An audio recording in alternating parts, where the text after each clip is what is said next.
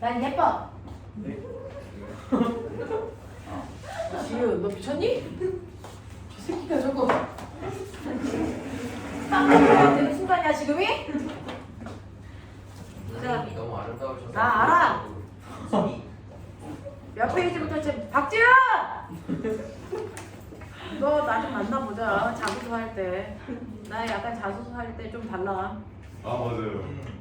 네, 똑같은 느낌이야. 자소서 할 때 좀 달라. 자, 몇 페이지부터 질문 받으면 돼? 이게 뭐야? 해고. 어? 배고? 이게 뭐? 아무 말이나 막 한다 너. 자, 205페이지부터 질문 받을게요. 내 새끼들. 왜요? 책 무슨 뭐냐? 와. 빨리가 말이야. 아니면 아까 말한 스커지 뽑아오셨어. 자, 205페이지 1번부터요. 혹시 이 정도가 질문을 받아야 되는 내용들은 아니잖아. 어디까지 연습했어? 205부터 하나 있게 사실 111이요. 211까지 뭐 별것도 없네. 이 정도쯤이야. 내 새끼를 다 했겠지. 205페이지 1번부터 아니 40 몇 번이야 이거? 40번부터 43번까지 질문. 3번이 43번이야. 뭐? 이게 풀리더라고요. 야, 공직도래 몇 개 있냐? 이거 선생님. 한 개요. 저 봤어요. 죽여버린다 진짜. 움직도래 몇 개 있어 자기야? 하나 있죠. 움직도래는요. 실을 잡아당겼을 때 도래 자체가 위아래로 움직일 수 있는 거야. 그게 움직도래거든요. 자, 실을 잡아당겼을 때 위아래로 움직일 수 있는 건 가운데 있는 큰 도래밖에 없어요. 그러면 이걸 쉽게 푸는 방법은 어떻게 하는 줄 아세요? 그 움직도래와 연결되어 있는 실가닥 수세가. 네, 그게 힘의 크기를 줄이는 거예요. 그래서 움직도래에 연결되어 있는 실의 가닥수만큼 힘의 크기가 줄어요. 알겠습니까? 그러니까 여기에 움직도래 하나 있으니까 힘의 크기를 몇 분의 1 줄인다? 3분의 1로 줄여요. 힘의 크기는 3분의 1로 줄이고요. 이동시켜야 되는 거리는 몇 배 늘어나요? 3배 늘어나요. 그러니까 한 일의 양의 변화가 있다 없다? 없다. 이게 일의 원리. 알겠습니까? 이겁니다. 도구를 사용하면 힘에는 이득이 있으나 거리에 손해를 보기 때문에 한 일의 양에는 변화가 없다가 일의 원리입니다. 그걸 움직도래와 고정도래를 이용해서 문제를 풀어보라는 건데요. 여기에서는 밑에 450짜리 물체도 있지만 거기에 있는 도르래도 무게가 있죠. 그래서 도르래 무게가 얼마니? 30이에요.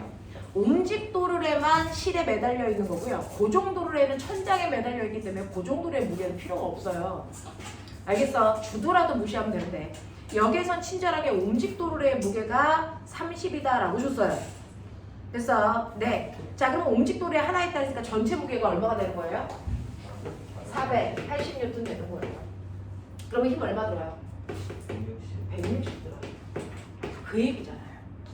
됐어요. 하나도 손댈 거 없는 문제예요. 보는 방법 봤죠? 움직도르래에 직접 연결되어 있는 실 가닥수 다 세면 된다. 움직도르래가 2개든 10개든 상관없다. 움직도르래와 직접 연결되어 있는 실 가닥수만큼 힘의 크기는 줍니다. 됐습니까? 네. 왜요? 움직도로에 연결되어 있는 실 가닥수만큼 같은 장력으로 얘를 들기 때문에 T분의 여기에 있는 힘도 T, 여기에 있는 힘 T, 여기에 있는 힘도 T. 근데 여기에 있는 물체의 무게는 W. 이렇게 되는 거거든요. 그러니까 W라는 물체의 무게를 3개의 손이 들기 때문에 힘이 돼서 3분의 1밖에 안 되는 장력이 들어요. 이런 뜻입니다. 알겠어? 이런 구조다. 알겠죠? 자, 그래서 160이라는 거 기억해 두시면 되고요. 넘어갈게요. 44페이지부터 44번부터 51번까지 질문. 뭐 있어요?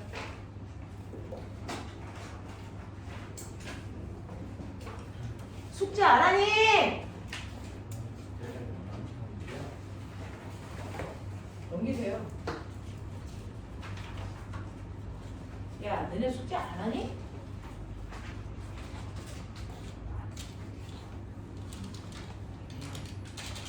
질문 없어요?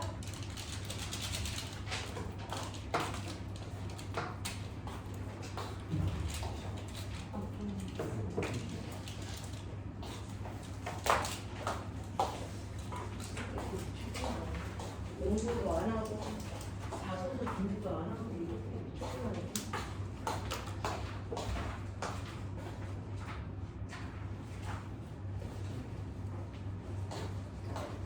자, 질문이요. 없어요? 넘겨요? 네.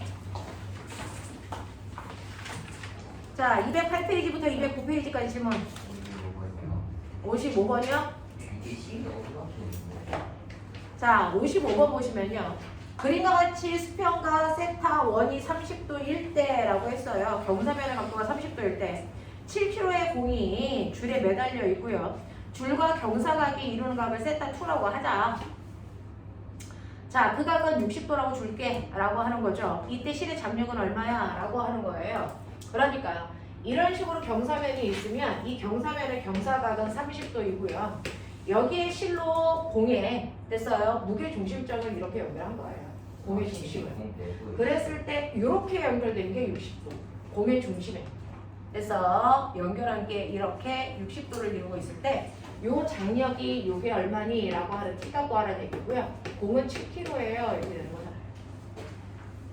그래서 그러면 여기에는 힘이 실제로는 몇 개 작용하니? 2개 작용하잖아요. 중력하고 뭐 작용해요? 장력 작용. 그래서 그거의 합력으로 지금 정지된 상태잖아요. 자, 그래서 합력이 0이다 그거 하시면 되는 거예요. 그래서 자, 이때 이 공의 중력은 이렇게 중력 방향으로 이렇게 작용해요. 맞죠? 자, 중력은 이렇게 작용한다고요. 무게 중심점에서 그리면 되니까. 이렇게 중력 작용해요. 자, 그 중력이 7kg니까 70만큼 작용하는데요. 이게 경사면 아래쪽과 수직으로 누르는 힘으로 작용할 거죠. 그렇죠? 그 다음에 장력도 작용합니다. 실이 잡아당기는 장력 작용해요. 그 장력을 여기다 이제 평행이동 시키면 이렇게 되어야 되거든요. 60도거든요. 이것도 뭘로요? 수평과 수직의 힘으로 나누는 거죠. 그래서 요 각도가 60이에요. 근데 이 공은 전체적으로 합력이 0인 상태잖아요. 그러면 합력을 0을 만들면 되는 거니까 정신 안 차리? 합력을 0을 만드는 거니까 요거 장력이 T고요. 됐어. 그러면 요 각도가 60도니까 요 힘이 얼마가 돼요? T, 사인 60도죠. 그러니까 얼마? 2분의 루트 3 T 나오고요. 얘는 T, 코사인 60이니까 2분의 1T 나오고요. 중력도 분해했어요. 중력 분해하는데 수평으로 작용하는 중력은요. 70에 뭡니까? 사인 30도니까 얼마니? 35루트 나오고요. 요거는 35루트 3 나오고요. 이렇게 된다고요. 자, 그 중에서 수직의 힘들끼리 합력 0. 맞냐? 수직의 힘들끼리 합력 0. 이렇게 되는 거고요. 수평의 힘은? 근데 그게 다 설명하면 이거 미끄러져 내려가야 되는 거 아니에요? 네. 근데 왜 멈춰 있어요? 아니요. 이거 실이 이렇게 잡아당기는 거죠. 이렇게 했었어야죠. 실이 이렇게 했었어야 되니까 수평의 힘이 이쪽으로 작용하네요. 이게 T 2분의 1 이렇게 되네요. 되겠죠? 자, 그래서 수직의 힘들끼리 합력은 0이니까요. 35 루트 3이 2분의 루트 3 T와 같다. 그래서 T는요. 보시면 알겠지만 70이에요. 라고 하는 거죠. 됐어요? 이런 식으로 장력 구하시면 되겠네요. 그냥 합력 구하는 거예요.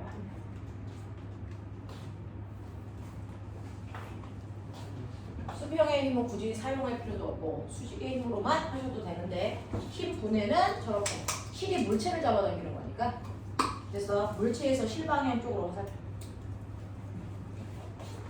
되겠죠? 자, 209페이지에 있는 12, 13은 선생님이 해줬어요? 아니에요? 이거 설명 필요 없죠? 해요? 네. 넘길게요. 자, 14, 15, 16, 17 중에서 질문 15번 어? 7번 15, 16, 17이요. 15번 같은 경우에는 보시면요. 15번은요. 지훈아, 지우개. 오늘 진짜 없어.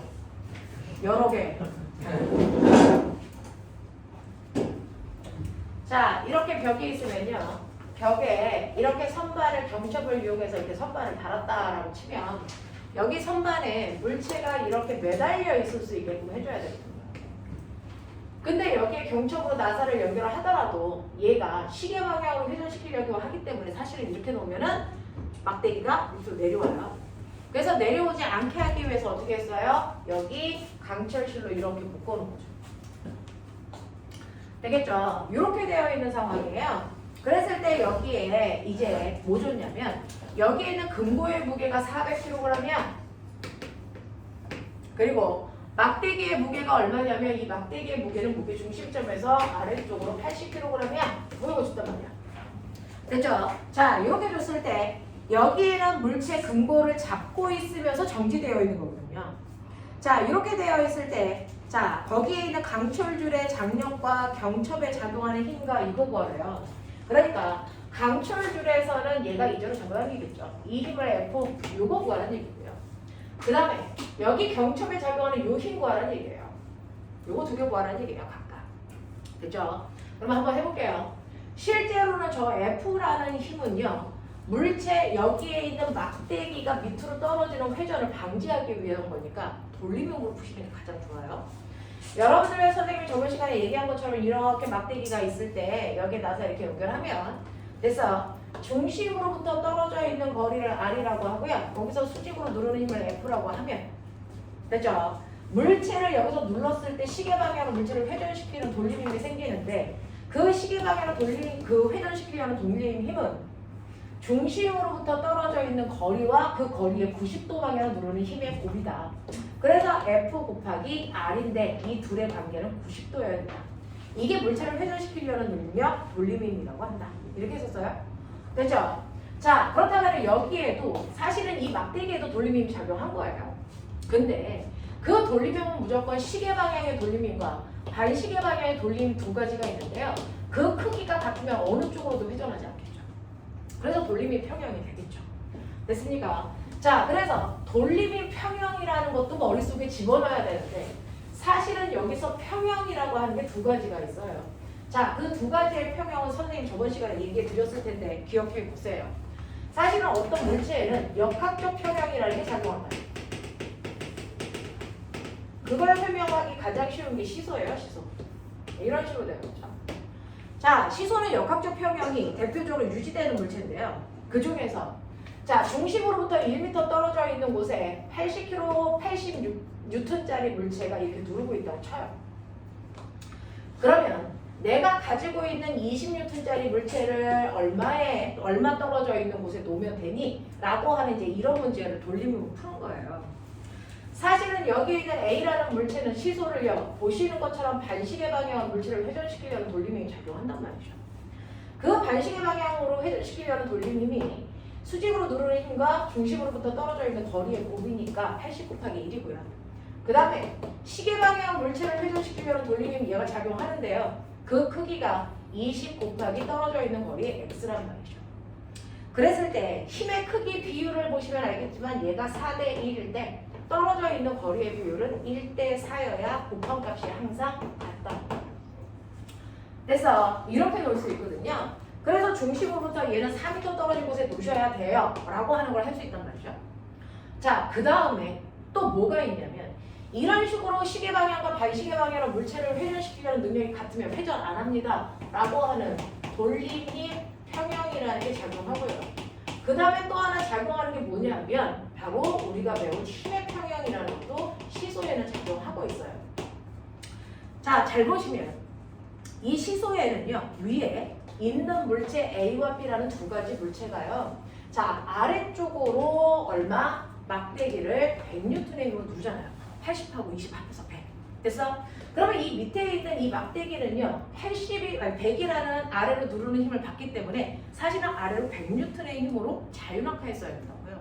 근데 그렇게 하지 않죠. 정지되어 있죠. 이유가 뭘까요? 얘가 누르는 힘을 합한 100N과 똑같은 크기의 힘을 받침대의 이 똥꼬에서 위로 떠받드는 힘이 정확하게 100N이에요. 됐어. 그래서 얘는 떨어지지도 올라가지도 않는 힘의 평형 상태입니다. 라고 하는 힘의 평형도 작용한단 말이죠. 되겠죠? 이런 식으로 돌림의 평형과 힘의 평형이 둘 다 만족하는 상태를 우리 뭐라 그런다? 역학적 평형이라고 한다. 이해되겠어요? 이거를 역학적 평형이라고 한다. 이렇게 되는 거예요. 그러면 이러한 역학적 평형이 성립하는 이러한 공간을 위에 있는 그림에서 묻는 거거든요. 그래서 위에 있는 그림은 돌림의 평형과 역학적 평형을 동시에 써야만 답이 나오는 문제예요. 졸지 말고요. 졸려면 살짝 일어나시고. 지금 다음 주에 면접 보러 가는 애도 있어요. 정신 차리세요. 자, 그래서 보시면 여러분들 첫 번째는요. 돌림의 평형을 먼저 써보시면 어떤 일이 발생하는지 보세요. 자, 문제가 있어요.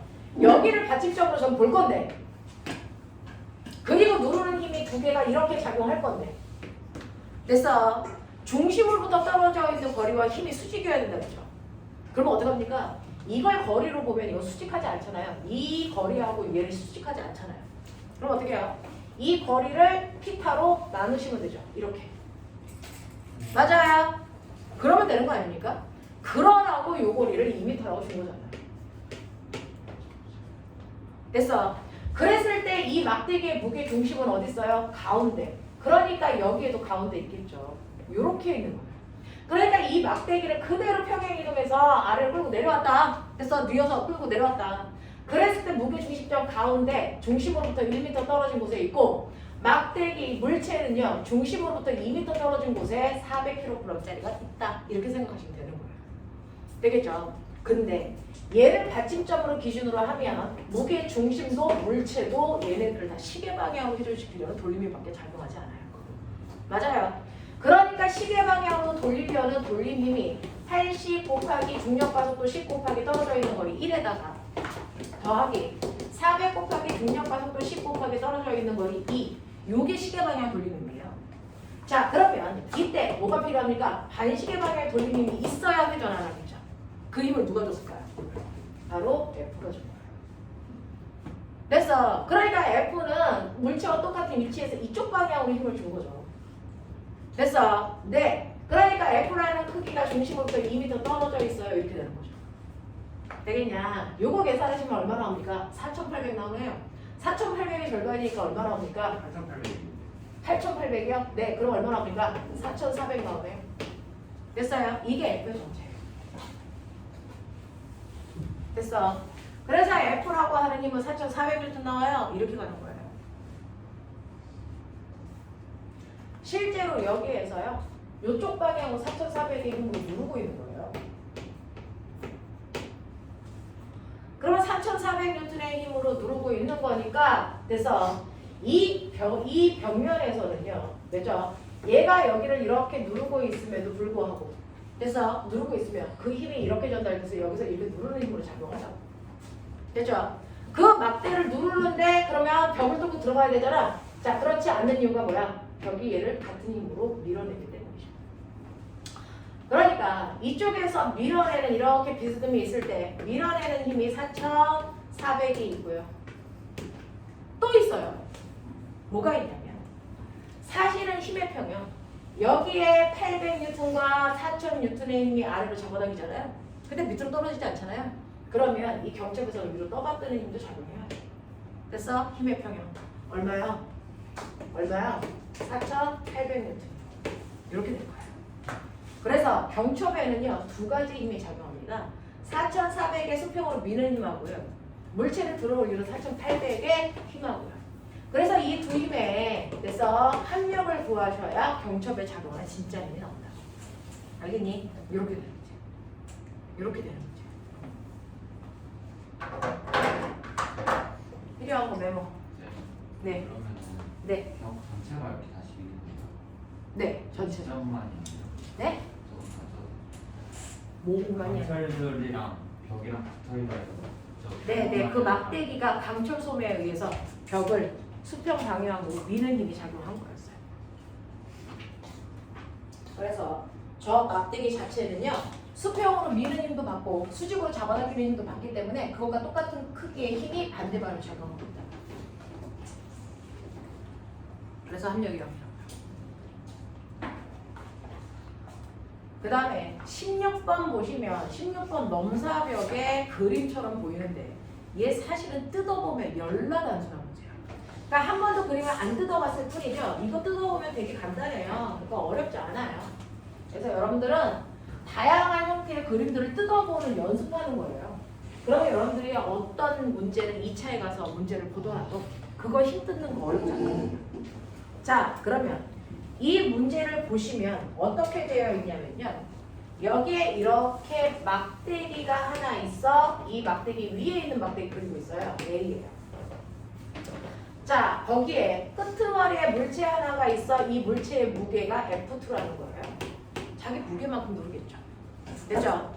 자, 그리고 거기로부터 2L만큼 떨어져 있는 곳에 뭐 있어요?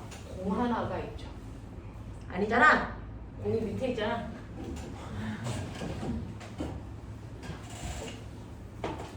EL만큼 떨어져 있는 여기에 밑에 공이 이렇게 놓여 있는 거고요. 거기서 또 EL만큼 떨어져 있고요. 됐죠? 거기 두 번째 물체가 이렇게 있는 거고 이 물체의 무게가 F1이야. 이렇게 된 거고요. 그리고 이 막대 전체 길이가 6L이라고 했잖아요. 그러니까 여기서부터 여기까지의 거리가 또 2L이야. 이렇게 된 거예요. 됐어. 그 다음에 두 번째 막대기는 왼쪽으로 밀어요. 왼쪽으로 밀려가지고 막대기가 살짝 옆으로 이렇게 가서 삐져나오는 거예요. 이런 식으로. 그랬을 때 공이 옆으로 얘도 이렇게 가 있죠. 그랬을 때 이 공의 중심에서 이 공의 중심까지가요. 이 공의 반지름이에요. 두 개가 정확하게 일치하게 그려져 있다고 생각해 보세요. 요게 얼마입니까? 4분의 1L이야. 됐죠? 뭐요? 왜요? 맞는데요? 됐죠? 네. 그래 놓으면 나머지는 요 간격은 그대로 가시면 되잖아요. 여기는 이게 있죠. 여기서부터 여기까지.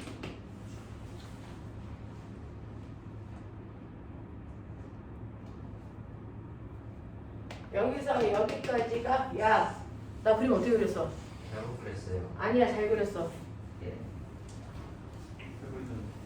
엄청 잘 그렸는데 뭐. 비율이 됐고. 비율을 뭐 엄청 비우기 좋구만. 그렇죠. 이렇게 뭐 엄청 좋은데 아니. 그래봤자 똑같은데 괜찮으셨는데요? 모델이 뭐? 엄청 비율이 좋아? 이게 더 이상한 안 돼. 승재 여기 얼마니? 여기서 맞춰. 이거 L이래. 네. 그 다음에 맞춰. 어떻게 돼? 몰라. 아무튼 그래. 예. 뭐? 나 되게 책임감 있잖아. 예. 자, 그랬을 때요. 여기에서요. 이 물체에는요. 지금 몇 개가 있냐면 6개가 있어요. 공 2개, 막대 2개, 그리고 사각형 2개. 맞죠? 자, 그 중에서 막대하고 공의 무게는 다 얼마래요? 질량이 다 M이래요. 됐죠? 자, 이렇게 부피가 있는 물체는 그 물체의 무게는 무게 중심점에 있다. 그러니까 이 막대의 무게 중심점 어디 있어요? 3L 있고. 어딘가를 찾아봐. 3L은 어디 있어야 돼? 저 사각형의 요쪽이네. 여기 어딘가가 3L이야. 됐어? 거기에서 이 막대기의 무게가 이렇게 작용하는 거죠. 됐어? 이런 상태. 자, 그랬을 때 막대기 A하고 B가 있거든요. 한꺼번에 볼 수 있는 능력은 없어요. 누구도 그렇게 안 봐요. 바보나 그렇게 보고 싶은 거죠. 그럼 어떻게 봅니까? 하나씩 뜯어요. 위에서부터 뜯으세요. 첫 번째 뭐가 있어요? A 막대 보세요. A 막대를 보시면 첫 번째 A 막대도 돌림의 평형, 심의 평형. 맞아요. 역학적 평형 이용하는 거야. 지은아 정리처럼. 역학적 평형 이용합니다. 그래서 A 막대에서 일어나는 첫 번째 뭐 보시면 돼요? 여러분들이 보시는 돌림의 무게요. 자, 그러면 A 막대에 마음 하나 딱 잡아. 어디를 받침점으로 놓을래? 받침점은 꼽아가 받침대가 있는 곳이 받침점이 아니어도 상관없는 거 아세요? 아무 데나 받침점으로 나도 결과 똑같게 나와요. 상관없어요. 자, 선생님은 이 풍선이 있는 여기를 받침대로 이렇게 놓을게요. 이렇다 생각해 보세요. 그래서 풍선이 있는 곳을 받침점으로 놓으면 사실은 여기에는 힘이 몇 개 작용하냐? 이거 A 막대기. 3개. A 막대기에 작용하는 힘의 크기가요. 하나, 둘, 셋, 4개 작용해요. A 막대기에 4개의 힘이 작용합니다. 첫 번째, 여기 있는 물체를 가라고 하면 가의 무게가 누르는 힘 F2 있죠. 자, 나라는 물체도 누르는 힘 F1 있죠. 또요. 중력 그 막대 막대기의 무게 중심도 있죠. mg. 또요. 뭐 수직하면 네, 뭐가 있는 줄 아세요? 여기에 있는 받침대가 밀어 올리는 힘, 요것도 있어요. 그래서 이렇게 되게 보자. 자, 그 안에서 힘의 평형과 돌림의 평형이 다 성립한단 말이야. 자, 그 중에서 돌림의 가자. 돌림의 가시면요. 받침점을 기준으로 받침점의 오른쪽에 있는 아이들은 다 시계 방향의 돌림이, 왼쪽에 있는 애들은 반시계 방향의 돌림이, 그리고 받침점에도 힘이 있다면서요. 네, 있어요. 있는데 얘는 받침점으로부터 떨어진 거리가 얼마니? 0. 그러면 이 힘을 돌릴 수 있니 없니? 없어요. 돌림 역할을 못하고. 그래서 받침점에 있는 힘은 무시하게 되는 거예요. 되겠어? 자, 그 중에서요. 반시계 방향의 돌림 힘은 얼마입니까? 라고 하면 F1에다가 이제 그거 보는 거야. 얘로부터 여기까지의 거리 얼마? 2L이요. 그 다음에 저 무게 중심점이요. MG로부터 떨어져 있는 거리 얼마? L. 그래서 이거는요. 받침점으로부터 가라는 물체가 떨어져 있는 거리요. F2 곱하기 얼마야? 2L이죠. 이렇게 가면 되는 거죠. 하겠냐? 이게 돌림의 평형이에요. 자, 그래서 요거 보시고 또 하나요. 힘의 평형도 적용한다 했죠? 자, 이렇게 힘의 평형과 돌림의 평형이 동시에 적용되는 역학적 평형에서는요, 이 두 개의 방정식을 이용해서 연립방정식 풀면 문제는 다 풀리는 거예요. 자, 그랬을 때 힘의 평형은 아래로 누르는 세 힘, F1 더하기 F2 더하기 막대기의 무게 mg가 됐어. 받침대에서 밀어 올리는 힘, 요거랑 같은 거. 그죠? 저 힘을 수직항량 n이라고 하면 n이랑 같아요. 이런 얘기야. 됐어? 이런 것들. 자, 그러면 이렇게 하나 놓고요. 그 다음에 이제 또 두 번째 막대기로 가요. 두 번째 막대기로 가면 B 막대기로 간다. B 막대에서도요. 똑같이 돌림의 평형, 힘의 평형 이거 사용하실 건데 그 중에서 첫 번째 돌림의 평형은요. 여기를 저 받침점으로 볼 거예요. 그러면 여기에 작용하는 힘이 몇 개 있어요? 저 막대기에 작용하는 힘 3개예요. 3개네. 위에 있는 공이 누르는 힘이 있고요. 막대기. 막대기가 떠받드는 힘이 있고요. 막대기의 무게 중심이 있고요. 됐어? 이렇게 되는 거군요. 이게 돌림의 만드는 거예요. 그 중에서요. 요 풍선으로부터 밑에 있는 풍선으로부터 무게 중심까지의 거리. 무게 중심으로 거리. 야, 요거 그대로 이 막대기에 L만큼 옆으로 수평으로 이동한 거지. 네. 그러면 무게 중심점도 L만큼 가겠지. 네. 되겠어요? 네. 자, 그러니까 아버지 7회? 여기가 4분의 1L이죠. 네. 4분의 1L이고 가만히 있어. 나 할 수 있어. 아, 네. 이거 전체가 2L이었죠. 여기서부터 여기까지가. 2L에서 4분의 1L을 빼니까 이게 얼마예요? 4분의 7L이네요. 되겠죠? 네. 그렇게 가면 되겠네요. 자, 그래서 MG에다가 4분의 7L을 곱하시면 돼요. 저게 반시계 방향 돌림힘이고요. 시계 방향 돌림힘은 이 풍선이 얘를 누르는 힘만큼 작용하는데 저 풍선이 누르는 힘은 이 풍선 위에 있는 모든 물체의 무게. 알겠습니까? 그러니까 뭐예요? 풍선 위에 있는 모든 물체 여기다가 자기의 무게까지 더하시면 되니까 F1 더하기 F2 더하기 EMG가 저 풍선 바닥에서 눌러주는 힘이죠. 그랬을 때 얘로부터 떨어져 있는 거니까 4분의 1이라고 했으니까 4분의 1L 요게 같아요. 되겠냐? 자, 풀어. 요 밑에 건 안 써도 되겠네요.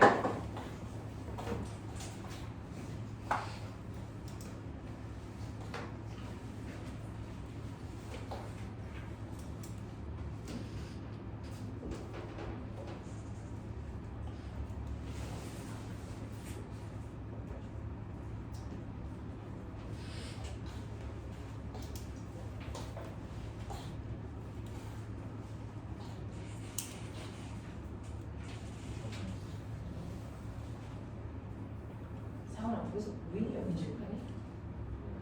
어? 할 수가 없는데. 네? 답 안 나와요? 아니, 그게 아니라 뭐요? 17번을 풀고 있었는데 1번을 못하는 야, 다 물어. 이거 해결했어요? 네. 답 나와요? F1은 몇 mg, F2는 몇 mg 이렇게 나와줘야 돼요.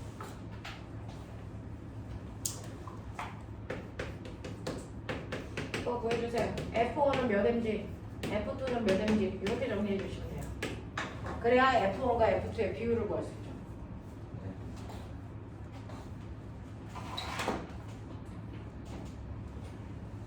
네. 얼마 나와? 4분의 4분의 9 나와요. 첫 번째 거 F1 4분의 9 얘는 4분의 11 나와요. 그래서 두 개의 비율이 얼마? 9대 11 이렇게 나와요.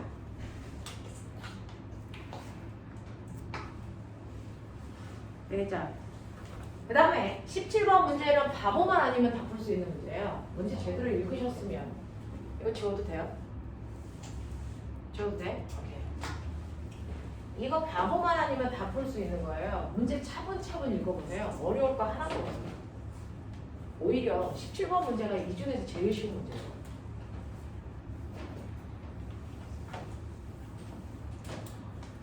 자, 얘가 이렇게 기억자로 생겼잖아요.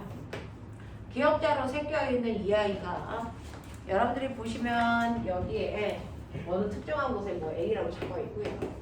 저기로부터 얼마만큼 떨어져 있냐면 D만큼 떨어져 있는 곳에 O 잡혀 있고요. 자, 그 다음에 이렇게 되어 있고요. 자, 그리고 여기는 여기서부터 여기까지의 간격은 C. 요만큼의 간격은 훨씬 더 가죠. 요만큼의 간격은 B. 그 다음에 요만큼의 길이가 A. 그리고 요만큼의 길이도 A. 뭐 이렇게 좋네요. 이렇게 된 막대기가 있는데요. 그 중에서 얘네들 실제 숫자 줄게요. A가 2cm. B는 A는 2m요. B는 3m요. C는 몇 m예요? 1m이고요. 그 다음에 F1이라고 하는 힘이요.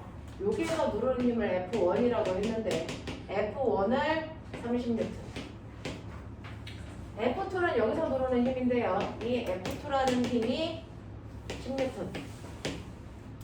그 다음에 F3는 여기 옆에서 이렇게 누르는 힘인데요. 이 F3가 5N이요. 근데 저 기억자라는 막대기는 안 움직여요. 그럼 당연히 아래로 수직으로 내리는 힘이 있으니까 위로 떠받드는 힘이 있어야죠. 당연하잖아요. 그래야 합력이 0인 거죠. 됐죠? 위로 떠받드는 힘은 뭐밖에 없습니까? F4밖에 없죠. 이 F4가 얼마여야 됩니까? 40이어야죠. 그 다음에 왼쪽으로 미는 힘이 있는데 안 밀려가잖아요. 그럼 반대 방향으로 오른쪽으로 미는 힘도 있어야죠. 이게 F5예요. 그게 오른쪽이죠. 됐어요. 어려울 수가 없어요. 이제 F3랑 F4 사이에 간격이 있는데 네. 상관이 없구나. 네, 이게 연결되어 있는 하나의 계기 때문에 상관이 없어요. 되겠죠? 자, 그 다음에 2번에서요. 점 O와 A 사이의 거리 D를 구해보세요. 이제 요 D값 구하는 게 문제예요. 이거 뭘로 구할까요? 돌림의 비율.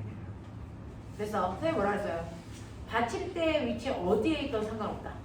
됐어. 그러니까 여러분들이 쓸데없는 힘을 없애고 싶은 지점을 받침점으로 놓으면 되니까 저는 여기를 받침점으로 놓을게요. 이렇게. 그러면 이것과 연결되어 있는 F4, F5랑 받침점에 작용하는 힘이니까 돌림 힘에 작용이 없어요. 됐죠? 네, 이렇게 되는 거예요. 그러면 여기에서 돌림 힘을 만드는 건 누구 있어요? F1과 F2 있죠? 그래서 네, F1과 F2 있네요. 그거 가지고 돌림힘 평형 구하시면 되는 거죠. 자, 그러면 여기에서 보시면 받침점으로부터 여기까지의 거리가 얼마야? 3-T. 맞아? 요만큼의 길이가 얼마예요? 아니잖아요. 이거 D잖아요. 네. 죽고 싶냐? 얘가 얼마니? 3-D요. 이렇게 된 거잖아요.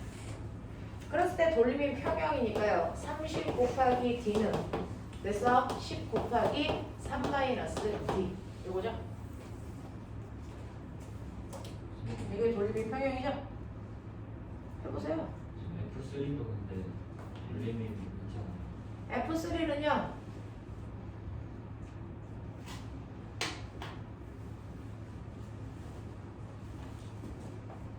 F3는요. 시계 가면 맞아요.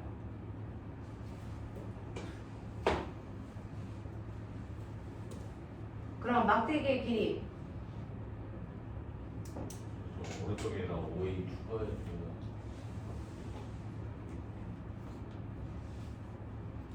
5A가 아니잖아요.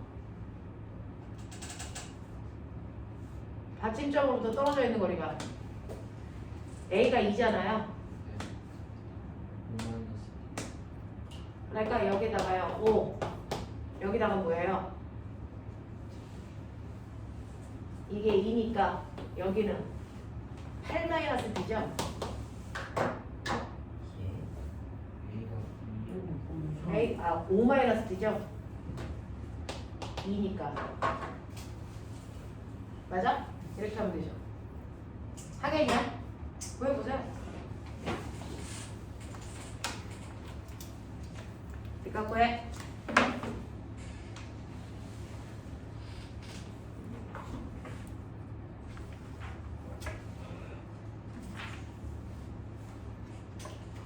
근데 A만큼 더간 걸로 그려야 되지 않아요? 뭐야? 저기서 A만큼 더간 걸로 그려야 되지 않아요? 아닌가? A가 2m잖아요. 네.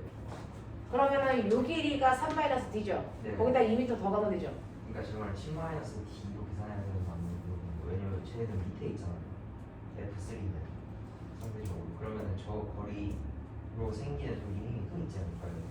잡아가지고 네, 시간이 D는 말랐지. 어떤 거야? 저기가 그 F3는 꺾여 있는 쪽에서 미는 힘이잖아요. 네. 그러면은 저 꺾인 부분에서 돌림 힘이 한 번 생기고 그렇게 생긴 돌림 힘 때문에 저걸 한 번 눌러주는 거니까 힘이 좀 더 세지지 않을까요? 이게 맞나? 뭔 말을 하는 거죠?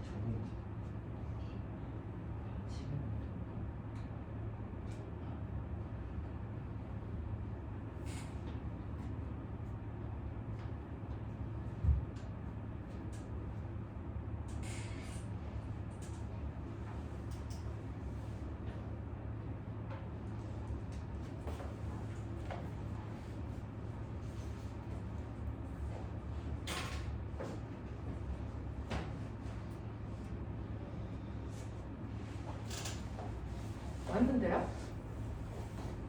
네? 이렇게 푸는 거 맞는데요?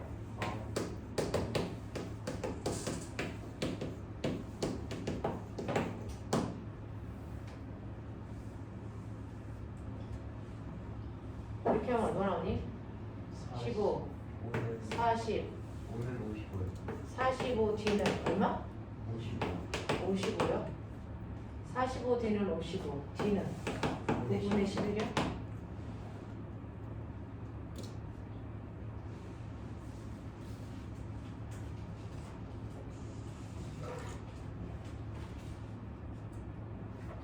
아니에요.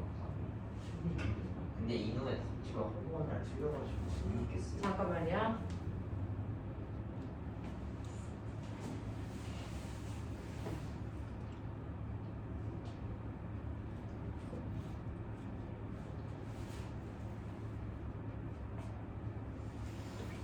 혹시 잘못 잰 거 있어요?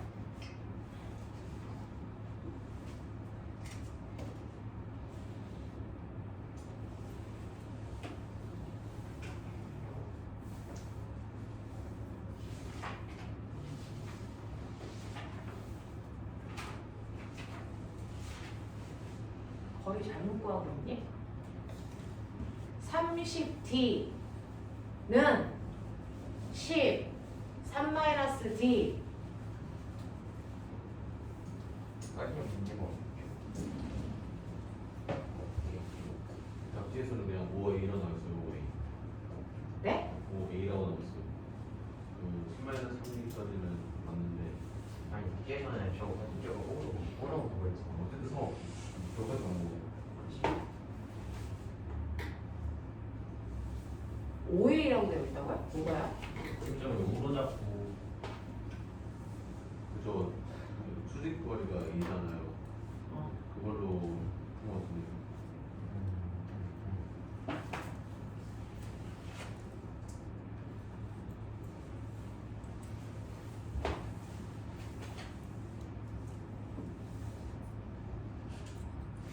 OA? 그러니까 그 물린 힘이 작용하려면요 반지름이랑 힘이 수직이 돼야 되잖아요. 네. 근데 지금 저기서 O-D랑 F3는 평행한 힘이니까 작용을 할 수가 없는 거잖아요. 그래서 A랑 네. 5가 A랑 A랑 O요. 세로로 있는 A랑 네. 수평 왼쪽으로 작용하는 F3가 돌리기 있어서 네. 추가한 것 같아요. 근데 그게 왜 추가되는지 모르겠어요. 추가요? 그래서 저거 말고 5 곱하기 5-B가 5 곱하기 A가 없습니다. 아 맞네. 그게 맞구나. 쌤.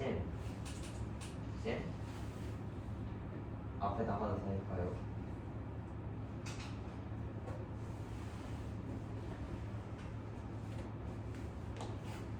어차피 F 오면 그러면은 돌림이 없으니까 F4랑 F3가 이제 돌림이 된다는 거죠. 받침적으로 구하는 중심식? 네. 오로 그게 아무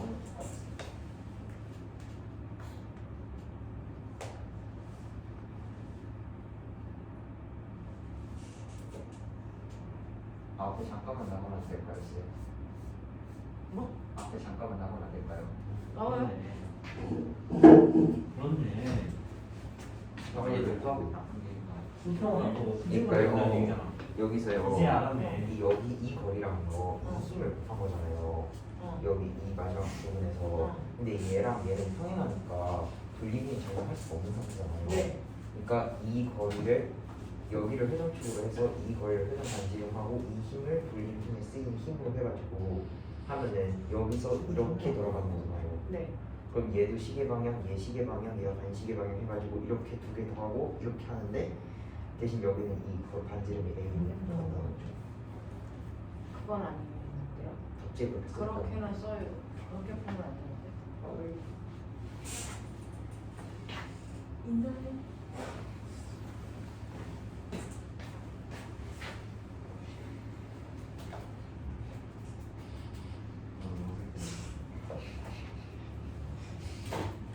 여기 딴거 애들 할때 갔다. 볼 때마다 요거는 조금만 선생님이 보고 얘기할게요. 어디에서 틀린 건지 좀 볼게요. 됐죠? 그래서 요거는 좀 보고 이번 문제는 해결해 드릴게요.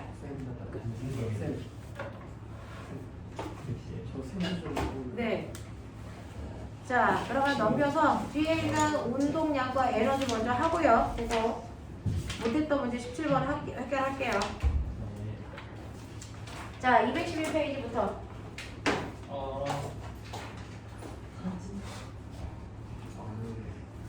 왜요?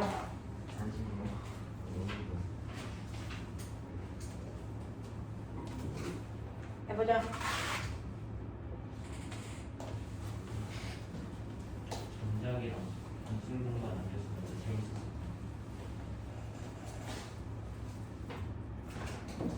자, 보시면 너네가 가지고 있는 212페이지의 운동량과 에너지 중에서 반진동에 대한 얘기요.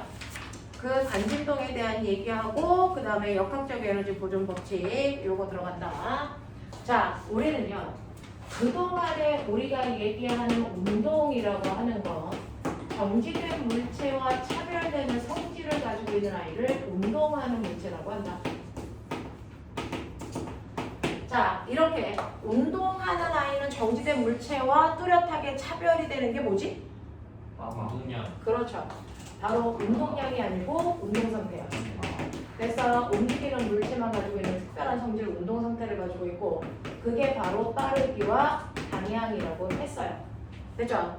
이렇게 빠르기와 방향을 가지고 있는 물체가 우리가 움직이는데 이러한 빠르기와 방향이 아무것도 안 바뀌는 지은아 빠르기와 방향이 아무것도 안 바뀌는 등속도 운동이 있는가 하면 그래서 빠르기나 방향 중에 뭐라도 바뀌는 무슨 운동도 있지? 가속도 운동도 있지. 그래서 이때 아무것도 안 바뀌는 이유는 뭐니? 힘을 받지 않아요. 그렇죠. 그 물체한테 어떠한 힘도 작용하지 않으니까 변화가 있을 수 없다 이런 얘기예요. 그러면 거꾸로 얘기해서 변화라는 운동은 물체한테 어떤 힘을 주니까 그 물체의 변화가 반드시 생겨야 된다는 얘기예요. 그죠? 변화가 생겨야 된다.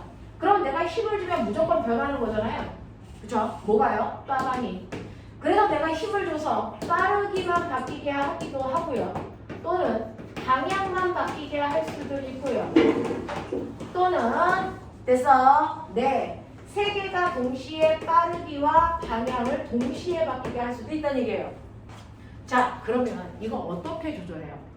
빠르기만 바뀌게 힘을 준다는 건 어떻게 준다는 얘기야? 운동 상태가 땀이나 물체가 움직이는 운동 방향과 됐어요. 운동 방향과 무슨 방향? 힘의 방향이 뭐 하면 되니?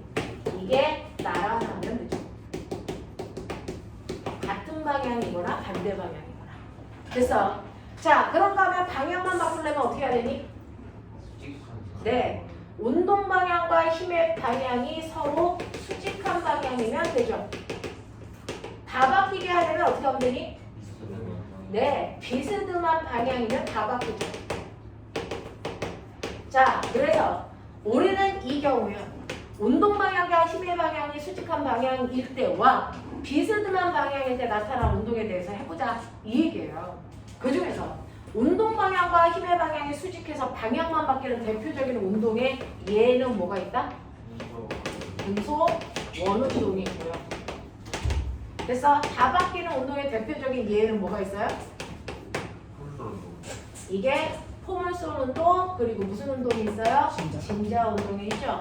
그래서 대표적으로 이거 두 개에 대해서 배워보자 이런 얘기였어요. 자, 그러면 그 중에서요. 우리는 방향만 바뀌는 대표적인 운동인 등속 원운동에 대해서 배우면서요. 여러분들이 머릿속에 집어넣으셔야 되는 게 있는데 그러면 우리는 방향만 바뀌는 운동인 등속 원운동이 있으니 얘는 언제나 방향만 바뀌는 거니까 얘가 받는 힘 무슨 힘? 등속 원운동 할 때 무슨 힘 받아? 90력. 그 90력과 물체가 날아가려는 물체의 운동 방향이 언제나 뭐이구나 90도이구나 이거 확인할 수 있으면 되는 거죠. 그래서 우리가 물체에다가 실을 매달아서요 얘를 뺑글뺑글 돌려요. 자, 그러면 물체가 어디에 있던 물체는 항상 원의 중심을 향하는 방향으로 90력이라는 힘을 받을 거고요. 그 물체가 어디 있던 상관없이 물체는 항상 원의 접선 방향의 운동 방향을 가질 거예요. 그랬을 때 운동 방향과 힘이 이루는 이 각도는 매 순간 몇 도여야 된다? 90도를 이룬다 라고 하는 거 기억해 두시면 이 90도를 이루는 운동 방향의 힘 때문에 쟤는 빠르기는 안 바뀌고 방향만 바뀌어. 자, 그렇다면 이런 식으로 방향을 바꾸게 하는 이 힘이라고 하는 원의 중심을 향하는 이 힘 90력 나 이거 구하고 싶었어? 기억나죠? 그래서 이 90력을 구할 건데 그 전에 머릿속에 하나 집어넣으셔야 되는 거 여기 A에 있는 물체가 한 바퀴 돌아서 다시 A한테로 오고요. 또 한 바퀴 돌아서 다시 A한테 올 때까지 걸린 시간이 그때 다를까 안 다를까? 안 달라요. 일정한 시간 동안에 정해진 구간을 왕복 운동하는 거예요. 우리는 멋진 말로 무슨 운동이라고 하니? 그거를 주기 운동이라고 해요.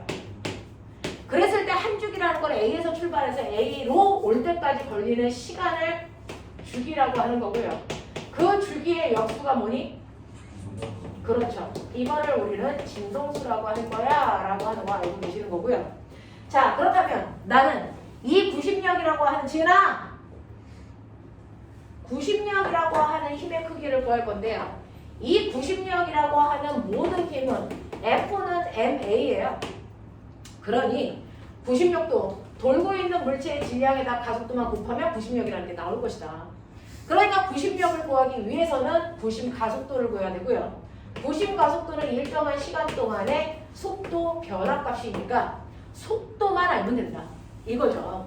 그래서 나는 속도를 구할 건데 너네가 알고 있는 것처럼 속도라고 하는 회전 운동하고 있는 곡선 운동할 때 생기는 속도는 몇 가지가 있냐면 두 가지가 있다. 우리가 알고 있는 V라고 표현하는 뭐가 있어요? 선속도가 있고요. 오메가라고 표현하는 뭐가 있어요? 각속도가 있는 거예요. 이 두 개 가지고 물체의 빠르기를 얘기하는데 그 중에서 선속도는요.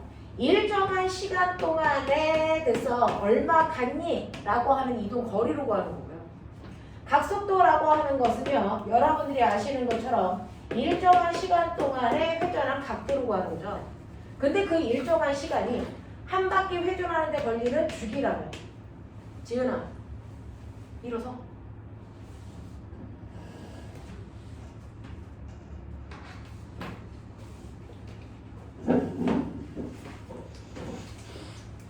자, 선속도가 한 바퀴 회전하는데 걸리는 시간 이쪽으로 붙어. 애들 안 보여. 자, 한 바퀴 회전하는데 걸리는 시간 주기라면요. 이때 한 바퀴 회전한 거리는 원둘레예요. 그 다음에 각속도는요. 일정한 시간 동안에 한 바퀴라는 각도의 360도를 둔 거죠. 됐어요? 이렇게 표현할 수 있잖아요. 360도, 2파이, 라디안. 그래서 우리는 360도를 2파이 라디안도 이렇게 표현합니다. 자, 그랬을 때 보면 각속도라고 하는 크기가 이 안에 들어있어요. 됐죠? 그래서 각속도와 선속도를 연결하는 시 선속도는 각속도에다가 뭐 곱하면 된다? 반지름 곱하면 된다. 그래서 V는 알던 됐습니까? 했던 요게 나오는 거죠. 됐죠? 요거 사이에 관계 알 수 있고요. 그 다음에 가속도라고 하는 건 선속도이든 각속도이든 이 속도의 변화량인데 속도 변화량인데 여러분들이 보시는 것처럼 일정한 시간 동안의 각도 변화량에서 각속도의 변화를 구해도 되고 선속도의 변화를 구해도 돼요. 각속도의 변화로 구한 가속도는 각가속도고요. 맞아요. 그렇게 얘기해요. 각가속도. 그 다음에 선속도의 변화량으로 구한 건 우리가 그냥 가속도라고 표현하지만 둘 다 가속도인데 어차피 똑같은 값이 나올 건데. 자, 그랬을 때 우리는 이러한 가속도는요.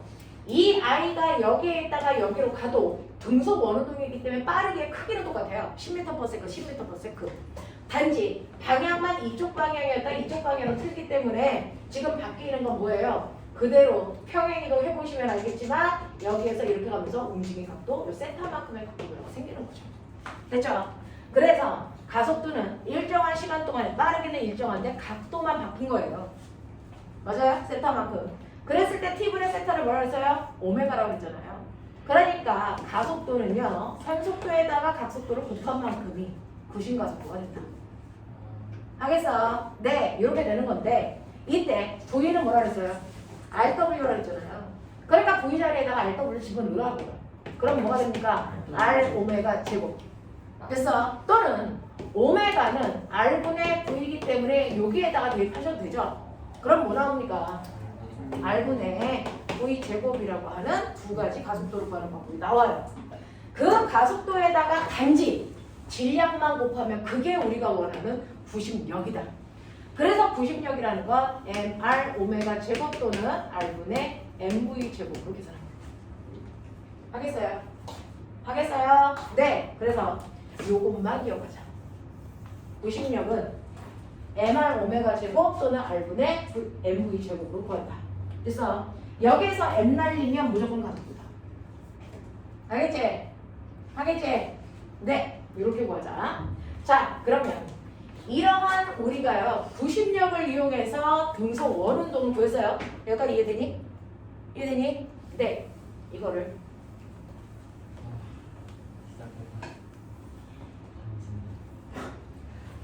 시작됐어. 해보자. 오빠가 다닌 이 등속 원운동하고 있는 아이를요 이런 식으로 얘가 회전운동을 하고 있는데 회전운동을 할 때 그래서 여러분들이 수평면에서 뭘 써요? 빛을 써요. 빛을 쏘면 이 공이 이렇게 움직이는 흔적이 반대편에 있는 벽에 그림자 비치게 하죠.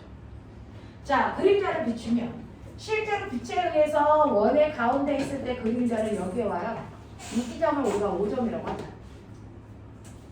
그리고 얘가 이렇게 움직일 때 그림자에서는 이렇게 돼서 상이 가겠죠.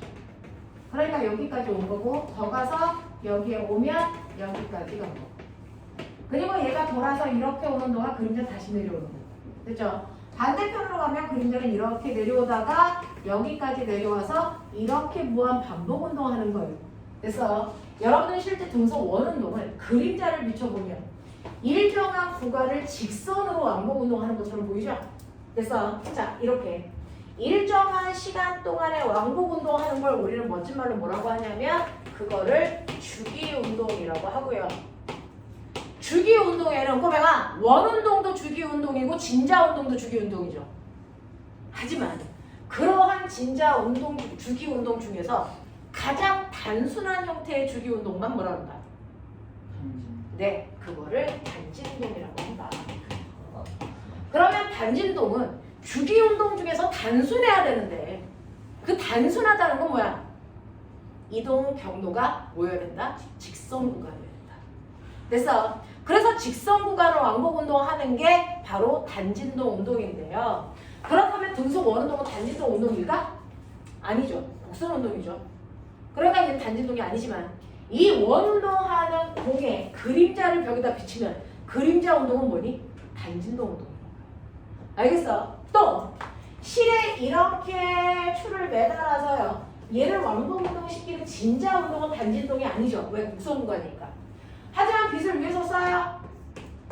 위에서 쏘면 땅바닥에 비친 이 공의 운동은 여기에서부터 여기까지를 일정한 구간을 왕복 운동하는 거죠. 이건 단진동이죠. 됐어? 그래서 단진동은 일반적으로 그림자의 운동으로 설명을 합니다. 이해해? 여기까지 이해하겠어? 정신 차렸어? 오케이.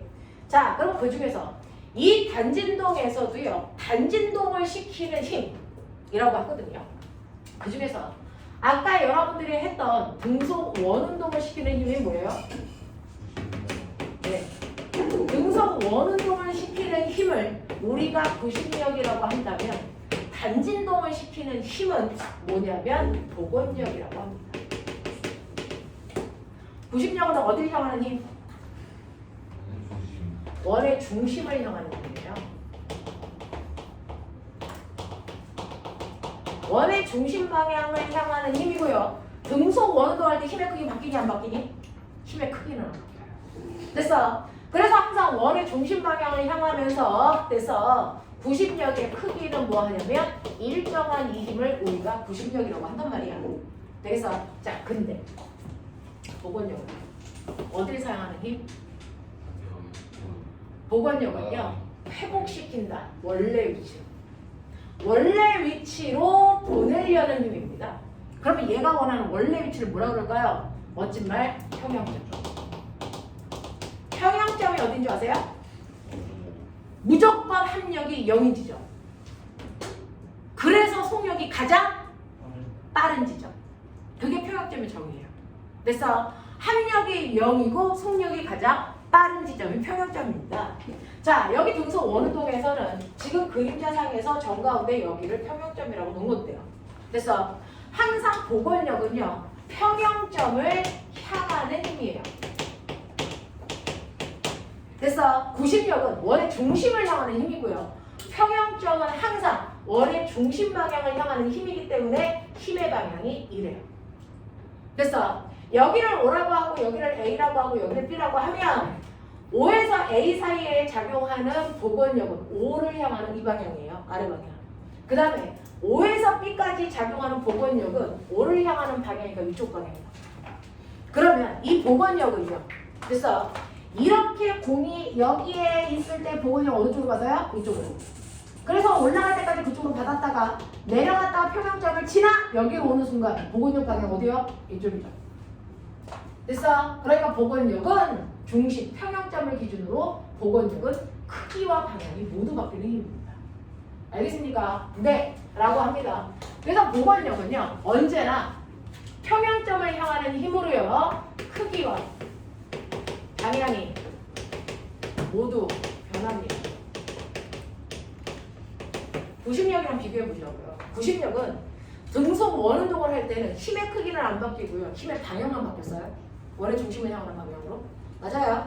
근데 복원력이라는 건 힘의 크기와 방향이 모두 바뀌는 힘이고요, 평형점을 향하는 힘입니다. 이해되겠어? 네. 자, 그럼 저는요, 구심력이든 복원력이든 그 힘 구하고 싶어요. 모든 힘은 F는 MA니까 이렇게 구하면 되니까 뭐만 알면 된다? 가속도만 알면 된다. 그래서 가속도를 구하려고 하니 됐어. 우리는 뭘 알아야 된다? 속도 변화량을 알아야 된다. 이 얘기예요. 그래서 아까 우리 속도는요, 각속도도 산속도도 구하는 방법 보여드렸고요. 됐어. 그걸 가지고 구심 가속도 구하는 식이 R 오메가 제곱 또는 R분의 뭐였죠? V 제곱으로 구하고요. 여기다가 질량을 집어넣었더니 구심력이라는 게 MR 오메가 제곱 또는 R분의 MV 제곱으로 보여진다는 게 증명되거든요. 복원력은 어떻습니까? 이거요. 원래는 등속 원운동하잖아요. 여기서 오는 거잖아요. 그래서 등속 원운동 할 때 이 위치를 여러분들 가라고 하고요. 여기서 센터만큼 회전했을 때 이 위치를 나라고 할게요. 됐죠? 실제 운동은 여기서 오는 거니까 등속 원운동에서 뽑아 오셔야 돼요. 이때 얘가 움직이는 빠르기를 V라고 하는 이 빠르기로 가는 거예요. 되겠어? 자, 그랬을 때 첫 번째요. 저는 복원력을 구하기 위해서는 그림자에 비친 공이 얼마큼 갔어? 라고 하는 공의 변이부터 구하셔야죠. 변이는 평형점으로부터 떨어진 거리, 이게 변이에요.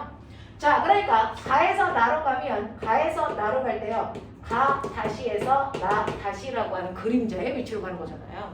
그랬을 때 변이라고 하는 건 가 다시에서 나 다시까지 요 길이를 얘기하는 거니까, 그래서 요걸 R이라고 하고 수선에 발을 내리면 사실 그림자에서는 요거 X만큼이 변이에요. 자, 그래서 변이를 구하면 이건 뭡니까? R 사인 세타 값으로 구할 수 있다. 됐어. 그랬을 때 변이가 최대가 되는 최대값 몇 도일 때?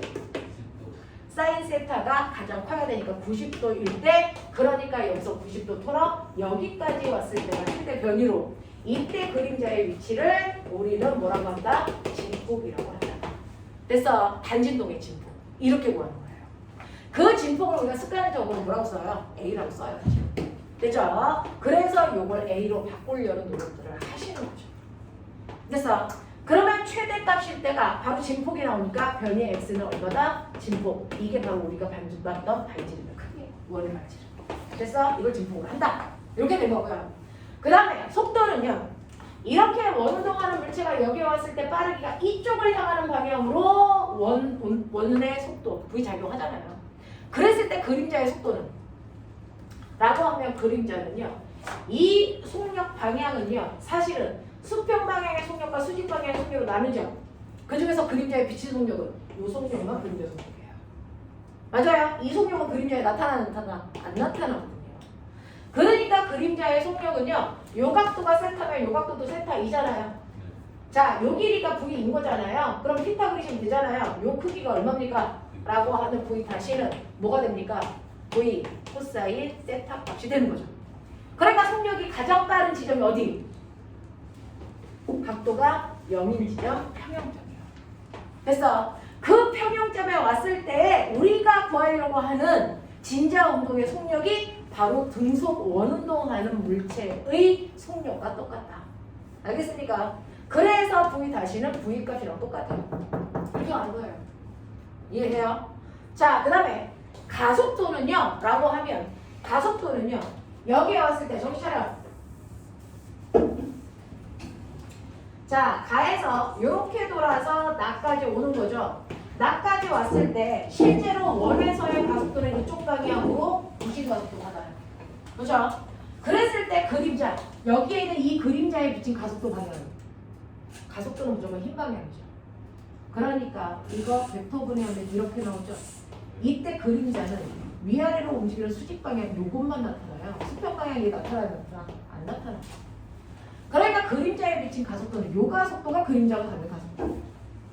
그러면 요 각도가 세타라 그랬고 요 크기가 구신 가속도 A라고 했으니 얘 얼마입니까? 라고 하면 얘는 A 사인 세타 값이죠. 자, 그러면 도건 가속도가 제일 큰 거 최대값일 때 몇 도? 90도. 됐어. 그러니까 양 끝에서 가속도가 제일 커요? 무슨 말? 힘이 제일 커요. 됐어. 그러면 평형점인 0에서는요? 이게 진짜 네, 힘이 작아요. 얼마? 0이에요. 가속도가 0이니까 힘도 0이에요. 그러니까 평형점에서는 어떤 힘도 작용하지 않는다. 보건력 없어요. 됐죠? 네. 자, 힘과 가속도는 양 끝에서 제일 크다. 그럼 무슨 말이야? 평형점에서부터 멀어질수록 힘의 크기와 가속도는 점점 보여진다? 커진다. 알겠습니까? 그 얘기를 하는 거잖아요. 그래서 이때 가속도는 90도일 때 제일 크고요. 0도일 때 가속도 작용하지 않고요. 그래서 최대 가속도가 바로 구신 가속도다. 그러니까 보건력은 다 뭘로 가면 된다? 구신력으로 가면 된다. 그 얘기 하고 있는 거죠. 됐죠? 자, 그랬을 때 F는 MA인데요. 그 F는 MA는 이 값에다가 MA, 사인, 세타 요게 보건력의 크기야. 그러니까 각도가 30도일 때, 60도일 때, 90도일 때 보이죠? 힘의 크기 점점 커지겠죠? 그래서 각도에 따라 힘의 크기가 달라지고요. 최대의 힘을 갖는 건 90도일 때고 이때 힘의 크기가 F는 MA 얘랑 똑같다는 거죠. 그래서 그걸 우리가 어떻게 구했다? M, R, 오메가 제곱 또는 R분의 MV 제곱으로 구하면 된다. 알겠습니까? 이렇게 된다는 거예요. 그러니까 단진동 운동은 여러분들 다른 게 아니고요.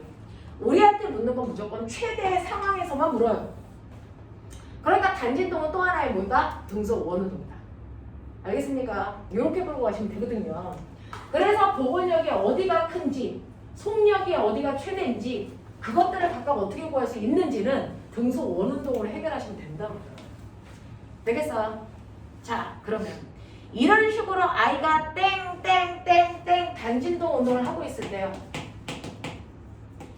단진동 운동을 시키는 힘을 우리가 보건력이라고 하고요. 그 보건력이라는 힘 F는 MA인데 이거를 MR 오메가 제곱 또는 R분의 MV 제곱이 바로 최대의 힘을 갖는 양 끝에서의 힘이 이렇게 구하는 거야. 되겠어? 찬지 이해되니?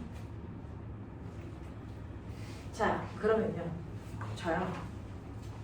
최대 끝에서는 그렇다고 했으니 나 이거 실제로 단진동 운동하는 거 있어요? 이거 다 가상이잖아. 다 그림자잖아. 있어요. 실제로 단진동 운동하는 경우가 있다. 그리고 용수철이. 용수철이 원래 늘어나기 전의 길이가 L0라고 하자. 됐어요. 근데 내가 여기다가요. 질량이 M이라는 아이를 매달 거예요. 그러면 질량이 M인 아이를 매달면 이 길이가 됐어. 물체의 무게만큼 뭐 하겠어요? 늘어나겠죠. 그래서 늘어나서 물체의 무게와 같아지는 순간 물체의 무게와 같아지는 순간 더 이상 늘어나지 않는데 그때 길이가 요만큼 X만큼 늘어나는 거예요. 됐어? 그러면 용수철이 되죠? 네, 제자리로 돌아가는 방향으로 작용하는 힘, 탄성력. 그 탄성력 어떻게 보죠? F는 K, X죠. 이 KX의 크기와 MG의 크기가 어떤 거? 같은 거. 여기가 어디? 단진동 운동의 평형입니다. 왜? 여기에 왔을 때 합력이 얼마니까? 0이니까. 그 얘기예요.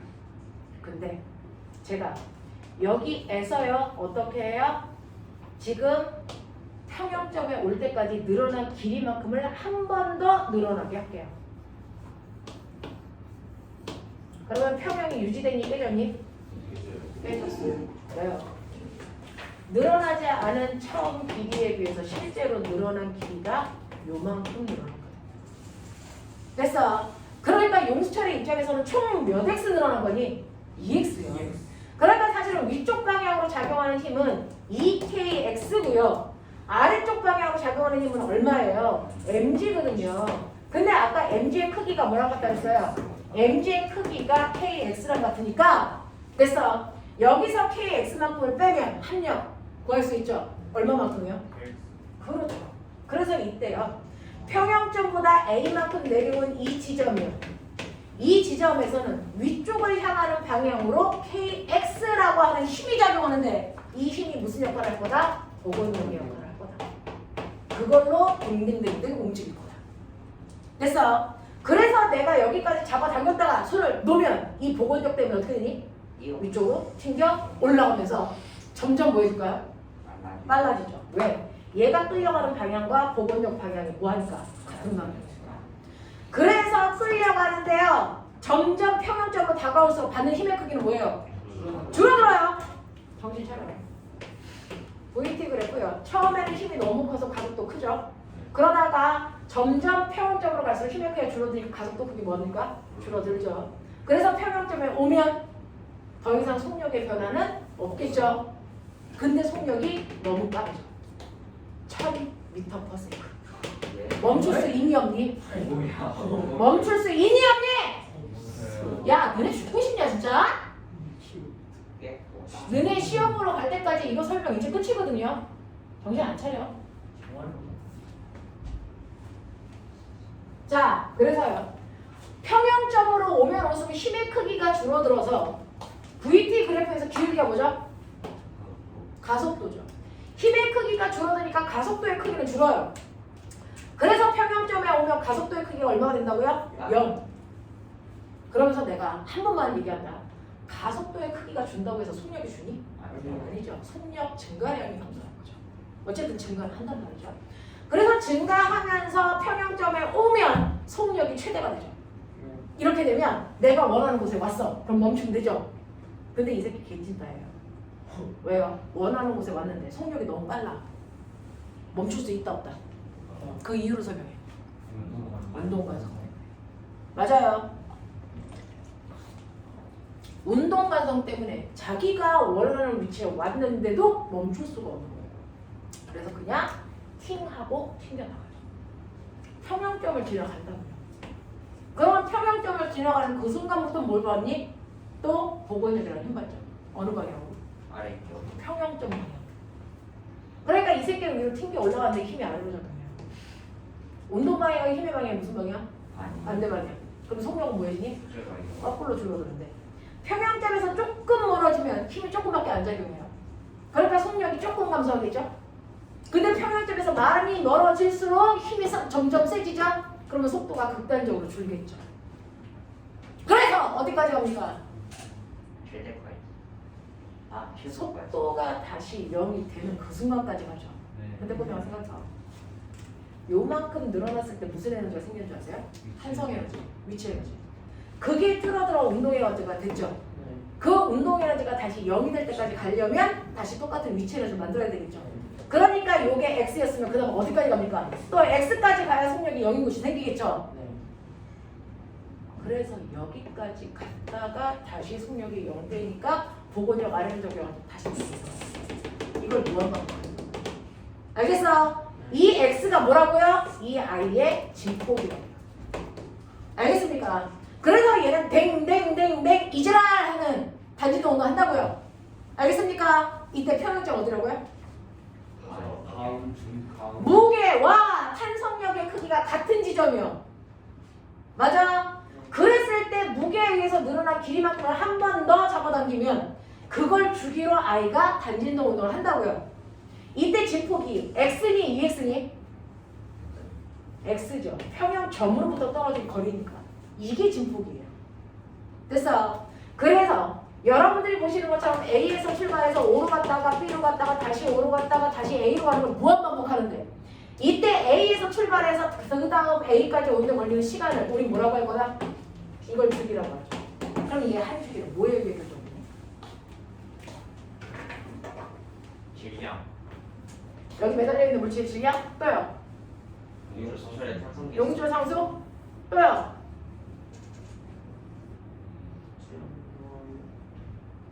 진폭은요. 진폭이 저거 두 개에 의해서 결정되는 거 아니에요? 진폭은요. 상관없죠. 그래서 용수철에 됐어. 제자리로 왕복할 때 걸리는 됐어. 주기를 구할 때 우리 어떻게 했죠? 최대 복원력. 최대 복원력. 가장 아래로 내려왔을 때 최대 복원력이죠. 얼마만큼 적용해? KX. KX라는 최대 복원력이 바로 어떻게 구한다고요? MR 오메가 제곱이라고요. 근데 우리 앞에서 배웠죠? 오메가의 정체가 뭐예요? T분의 2파이라고. 여기서 뽑아내는 거예요.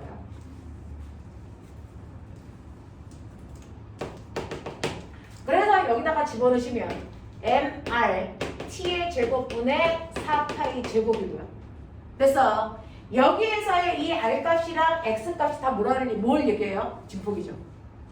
같은 진폭이죠. 그래서 여기가 KX니까 이게 같은 값이라서 약분되는 거죠. 됐어. 원의 반지 이름이 됐어. 진폭의 역할을 하는 거죠. 반지 노동을 할 때.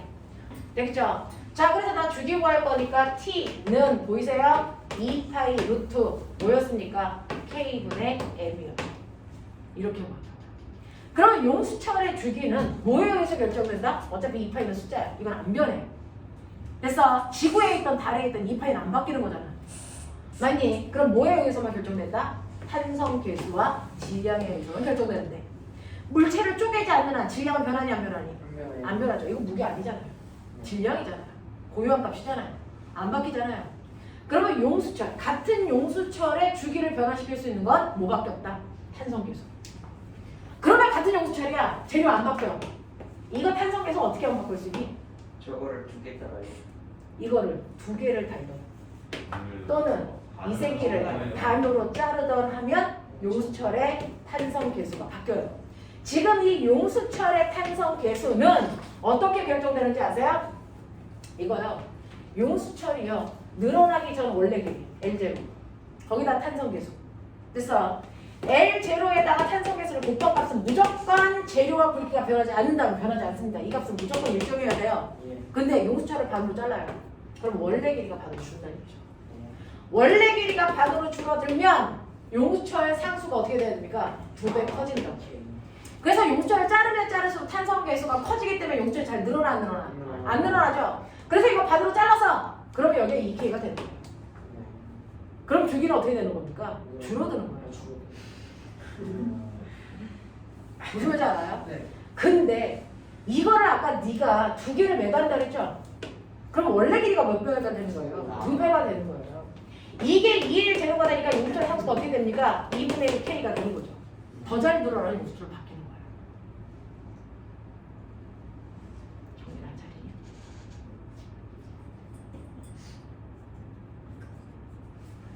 그래서 용수철 상수를 변화시킬 수 있는 방법은요. 자르거나 길게 하거나.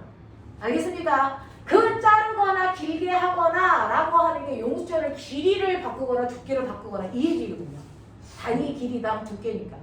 그러니까 어떻게 해요? 이렇게 하면 용수철은 두꺼워지는 효과죠. 탄성계수가 뭐 해줄까요? 아니죠. 두꺼워지면 용수철 잘 늘어나 안 늘어나? 아니요. 안 늘어나니까 탄성계수 뭐 해준 거야? 커진 거죠. 그러니까 얘 탄성계수가 K1이고 얘 탄성계수가 K2면 됐어. 이 둘을 이렇게 병렬로 연결하면 얘는 탄성계수가 얼마짜리 용수철 하나 있는 거랑 똑같은 경우인지 아세요? K1 플러스 K2의 탄성계수를 가지고 있는 아이가 된 거야. 맞아. 이거를 밑으로 달아요? 이런 식으로. 그러면 얘는요. 됐어. 용수철 상수가 얼마인? K1분의 1 더하기 K2분의 1인. 됐어. 용수철 상수값을 갖는 거야. 알겠습니까? 이렇게 구하시면 돼요. 되겠죠? 이게 주기를 변화시킨다. 그래서 용수철은 매달려 있는 물체의 질량이나 용수철 상수가 변화시키는 거죠. 그거 말고 진폭이라든가 이런 것들 하나도 안 변화시킵니다. 되겠죠? 그러니까 네가 용수철 더 길게 잡아당겨도 됐어? 왕복하는 데 걸린 시간은 똑같은 수밖에 없다. 되겠냐? 네. 자, 그 다음에 진짜예요. 진짜에서도요. 최대 진폭이 되는 여기에 왔을 때가 복원력이죠. 됐어? 이게 복원력이죠. 90도랑 똑같은 거죠. 네. 그래서 여기가 O고 여기가 A고 이렇게 왔을 때 여기가 B라면 가장 끝에 있을 때 속력이 B가 되는 그 순간이 보건력. 알겠습니까? 그 속력이 0이 되는 이 순간은 이 물체가 아래로 잡아당기는 중력하고요. 위로 잡아당기는 뭐가 있고요? 장력이 있고요. 이 둘의 뭐가 합력이 보건력이 된다고. 됐어? 이 둘의 합력이 얼마냐? 공원이요. 이거 MG 그대로 여기다 붙이지. 개새끼야, 병신 새끼야. 합력 이거죠? 이거죠? 됐어? 이때 이거 뭐지? 이게 MG 매군, 이게 세타고. 자, 이렇게 되면요. 여기에서 MG 돼서 요거 이 맘대로 찢으시면 되는데요. 요거 장력 요렇게 요렇게 자, 중력을요. 장력과 나란한 방향 중력을 장력과 나란한 방향과 그것과 수직한 방향의 힘으로 찢었다고 치자. 알겠어? 그러면은 요 각도가 얼마니? 이게 세타죠. 그럼 이게 얼마 되니? mg 코사인 세타가 뭐랑 같고요? t랑 같죠? 그리고 요게 뭡니까? 이게 뭐군요? mg 사인 세타죠. 사인 세타는 뭐예요? 빗변분의 높이죠. 자, 빗변분의 높이니까 여기서 수선의 발을 뭐 이런 식으로 내던지 하시면 되는데 이 각도가 더럽게 작으니까 빗변이나 옆변이나 길이는 어떻다? 같다. 이거 L이다. 그리고 요게 뭐다? 최대 진폭 X다. 알겠습니까? 이 얘기야. 그러니까 이때 보건력에 해당되는 mg 사인 세타를 나는 길이로 바꾸면 이거를 mg 뭐요? L분의 X로 바꿀 수 있다. 그래서 이게 뭐다? mr 오메가 제곱이더라. 되겠어? 그러니까 날라가더라. 진폭이잖아. 됐어? 그러니까 주기 t는 뭐다? 2파이 루트 뭐가 되는 거니? g분의 뭐가 되니? L 이렇게 되는 거더라. 그러면 진자의 주기를 변화시키는 거 뭐다? 어차피 2파이 안 바뀌어. 길이. 그럼 뭡니까? 실의 길이와 중력 가속도다. 됐어? 이 실의 길이가 길어지면 주기는 길어지는 거고요. 중력 가속도가 커지면 주기는 짧아지는 거죠. 중력 가속도를 변화시킬 수 있어요? 네, 있어요. 있죠. 관성 가속도에 의해서. 맞아요? 이렇게 가면 되는 거죠. 연결되는 거 알겠어요? 이제 좀 알아요? 첫 번째 할 때는 못 알아듣더니 이제 좀 알겠어요? 네, 이렇게 봅시다. 그래서 숙제요. 어디까지요? 자, 그리고 그 뒤에 좀 위치해가지고 안 가르쳐주고 숙제 풀어오세요. 예? 추석이라서요. 이제 구석에 볼실만 자, 238페이지까지 숙제.